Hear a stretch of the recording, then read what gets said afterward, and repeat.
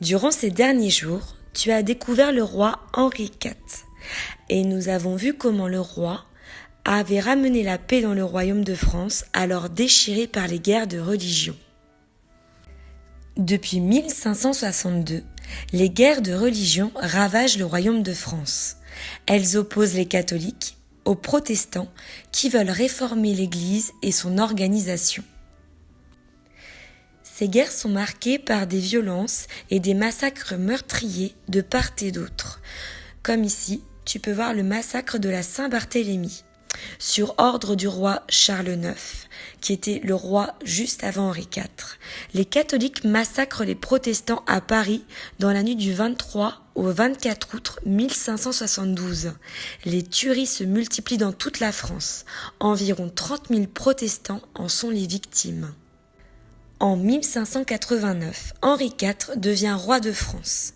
C'est un protestant rejeté par une partie de ses sujets catholiques. Pour asseoir son autorité dans son royaume, Henri IV se convertit au catholicisme.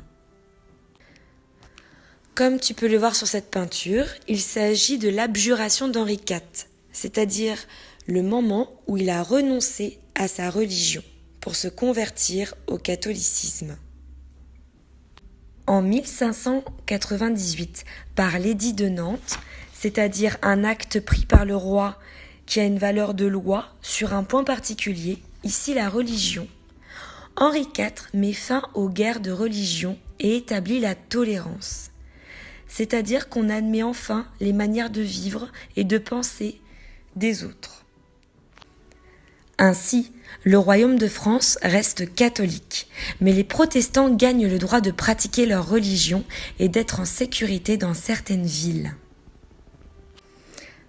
Comme tu as pu le voir dans ce document, avec les places de sûreté du parti protestant.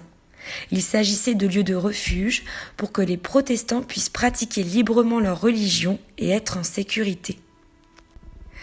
Malheureusement, en 1610, Henri IV est assassiné par François Ravaillac, un catholique fanatique, c'est-à-dire une personne exagérément dévouée à une cause religieuse.